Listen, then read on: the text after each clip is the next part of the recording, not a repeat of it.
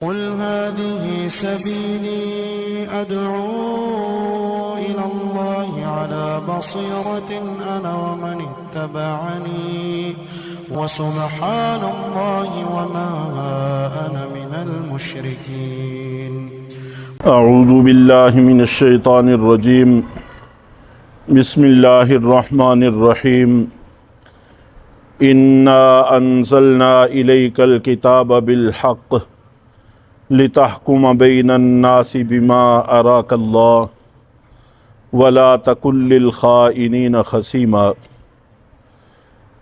इन आयात का तर्जुमा और तफसीर से पहले शान नुज़ूल और पस मंज़र समझ लेना ज़रूरी है, फिर बात को समझने में ख़ासी सहूलत हो जाएगी। चुनाचे मदीना मुनव्वरा में जो कबाइल और जो लोग आबाद थे, उनमें से एक कबीला बनु उबैरक के नाम से भी मारूफ़ और मशहूर था, और ये कबीला भी मदीना मुनव्वरा में आबाद था। इस कबीले के एक शख्स का तज़किरा है। इमाम तिरमिज़ी ने जो रिवायत नकल की है उसमें उसका नाम बशीर नकल किया गया है, जबकि दीगर कुछ किताबों में अहादीस के अंदर उसका नाम तामा भी नकल किया गया है। बहरहाल ये बात तयशुदा है कि बनु उबैरक का ये शख्स था, बशीर नाम था या तामा नाम था। और बसा औक़ात ऐसा भी होता है कि एक आदमी दो नामों से मारूफ़ और मशहूर होता है, तो कुछ रावियों ने एक नाम से ताबीर कर लिया, कुछ रावियों ने दूसरे नाम से ताबीर कर दिया, तो इस तरह से रिवायात में कोई इख्तिलाफ बाकी नहीं रहता। चुनाचे इसने एक सहाबी रज़ी अल्लाह ताला अन्हु के यहाँ से चोरी कर ली, और तिरमिज़ी ही में रिवायत है कि उन्होंने कहा है कि ये पहले से ही मुनाफिक था। बशीर नामी शख्स पहले से ही मुनाफिक था, मुसलमान नहीं था। और हिजरत के बाद सहाबा इकराम की सूरत हाल ये थी कि काफ़ी तंग हाली का ज़माना था, और अक्सर व बेशतर खाने पीने के लिए जौ का आटा इस्तेमाल करते थे, और गंदम का आटा बहुत कम मुयस्सर था। मुल्क शाम से कभी कोई काफ़िला आता गंदम का आटा लेकर या गंदम लेकर, तो कुछ लोग कुछ न कुछ ख़रीद के संभाल लिया करते मेहमानों के लिए या किसी ख़ास प्रोग्राम के लिए। तो आम तौर पर मेहमानों के लिए या ख़ास मौक़ों के लिए गंदम का आटा इस्तेमाल होता था, ज़्यादातर जौ का आटा ही इस्तेमाल होता था। यही वजह है कि सदक़ातुल फ़ितर में जिन चार चीज़ों का तज़किरा है, उनमें से सबसे पहले गंदम, फिर जौ और खजूर और किशमिश।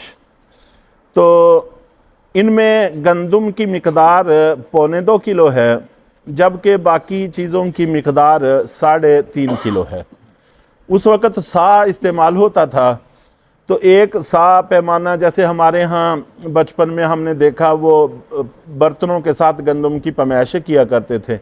एक पीपा होता था और टीन का बना हुआ, उसके ऊपर मुट्ठी सी लगी होती थी, और उससे छोटा एक टोपा होता था, और उससे छोटी एक टोपी होती थी। तो वो उसके साथ एक टोपा, दो टोपे, इस तरह से पैमाइशें की जाती थी। तो नबी पाक सल्लल्लाहु अलैहि वसल्लम के ज़माना में इस काम के लिए सा का पैमाना इस्तेमाल होता था, यानी जो पैमाना इस्तेमाल होता था उसको सा कहते थे। तो उसमें 3.5 किलो चीज़ डलती थी। जौ, खजूर और किशमिश एक सा, और गंदम निसफ सा थी, आधा सा। तो 3.5 किलो का अगर आधा किया जाए तो 1.25 किलो बनता है। तो गंदम की मिक़दार कम रखने की वजह यही थी कि गंदम कम दस्तयाब थी, महंगी थी, तो आधा सा, एक सा खजूर के बराबर होता था। हमारे इलाकों में चूँकि गंदम की फरावानी है, तो इसलिए हमारे यहाँ गंदम सस्ती है और इसकी बनिस्बत बाकी तीनों चीज़ें महंगी हैं। तो फितराने में भी ये चारों मेयार हैं, और फिर हर एक के अंदर भी आगे कई मेयार हैं। मसलन खजूर है तो खजूर में सस्ती से सस्ती खजूर भी मिल जाती है, महंगी से महंगी खजूर भी मिल जाती है। इसी तरह किशमिश में भी बहुत क्वालिटियाँ इस्तेमाल होती हैं, सस्ती से सस्ती भी मिल जाती है, महंगी से महंगी भी मिल जाती है। तो हर आदमी को चाहिए कि अपना मेयार, अपना हिसाब देखकर उस एतबार से ख़र्च करे। ये सारा अपने ही लिए ज़ख़ीरा इंसान करता है और उस वक़्त इंसान को एहसास होगा कि मैंने अपने लिए कितना कुछ बचा लिया है। तो बहरहाल गंदम बहुत कम दस्तयाब थी। तो हज़रत क़तादा इब्ने नौमान रज़ी अल्लाह ताला अन्हु मशहूर सहाबी हैं, इनके चचा थे हज़रत रफ़ा रज़ी अल्लाह ताला अन्हु। इन्होंने भी कुछ आटा ख़रीदा गंदम का और उसको बांध के एक छोटी कोठड़ी में पीछे महफूज जगह पे रख दिया और साथ में अपना कुछ असलहा भी रख लिया, जिसे ज़िरे वगैरह, तलवारें, नेज़ा, इस तरह का कुछ असलहा भी वहीं पे रख दिया। और इस बशीर नामी मुनाफिक को थोड़ी सी सूबू लग गई, चुनाचे इसने दीवार में सन लगाकर दीवार को फाड़ के इसका आटा और असलहा चोरी कर लिया। सुबह को हज़रत रफ़ा रज़ी अल्लाह ताला अन्हु ने जब देखा कि दीवार में सन लगी हुई है, सुराख हुआ है, तो इनको अंदाज़ा हो गया कि चोरी हो गई है। देखा तो सामान भी गायब था। तो ये अपने भतीजे हज़रत क़तादा इब्ने नौमान रज़ी अल्लाह ताला अन्हु के पास गए और उनको जाकर बात बताई। दोनों ने मिलकर तहकीक शुरू कर दी। चुनाचे तहकीक से बाद लोगों ने बताया कि बशीर जो बनु उबैरक का शख्स है, इसके घर में रात को आग जल रही थी।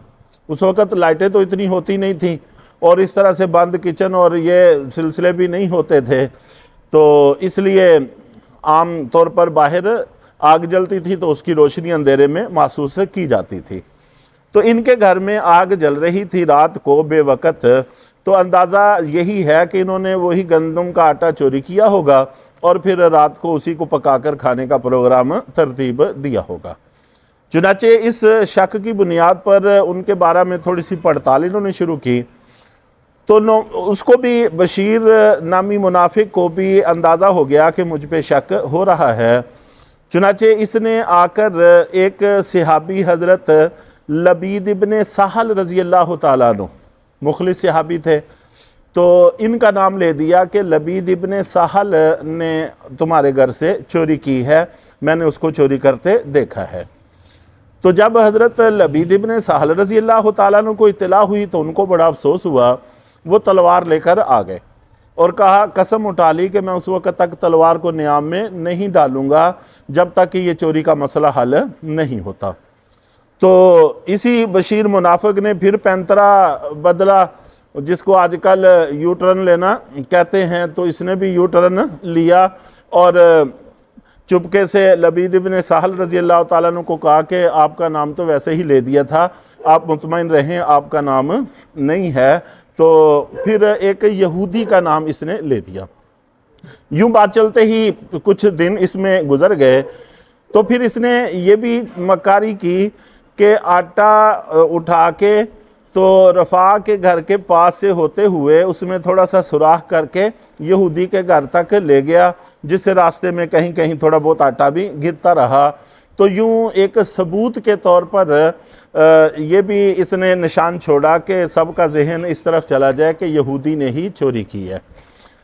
और फिर मज़ीद मक्कारी ये की कि जो असलहा और ज़ीरें वगैरह चोरी की थी, ये बतौर अमानत के उसी यहूदी के घर रखाया कि ये मेरा असलहा वगैरह है, आप अपने पास बतौर अमानत के रख लें, मैं आपसे बाद में ले लूँगा।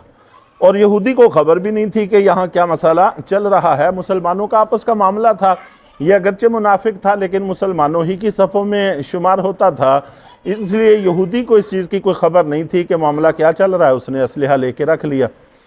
चुनाचे तहकीक के लिए वहाँ पहुँचे तो घर से असलहा भी बरामद हो गया, ज़ीरें भी बरामद हो गई, आटा भी बरामद हो गया। तो सबका जहन इस तरफ चला गया कि शायद यहूदी ने चोरी की है। लेकिन जो बंदा पहले से तहकीक में पड़ा हुआ हो, आमतौर पर उसको मुतमईन करना थोड़ा मुश्किल होता है। चूँकि हज़रत क़तादा रज़ी अल्लाह ताला अन्हु और हज़रत रफ़ा रज़ी अल्लाह ताला अन्हु दोनों चचा भतीजा ये पहले से इसकी टो में और तहकीक में लगे हुए थे। उनको इत्मीनान नहीं हुआ, उन्होंने समझा कि ये सारी शरारत इसी मुनाफिक की है, चोर यही मुनाफिक है, चुनाचे वो मुतमईन ना हुए।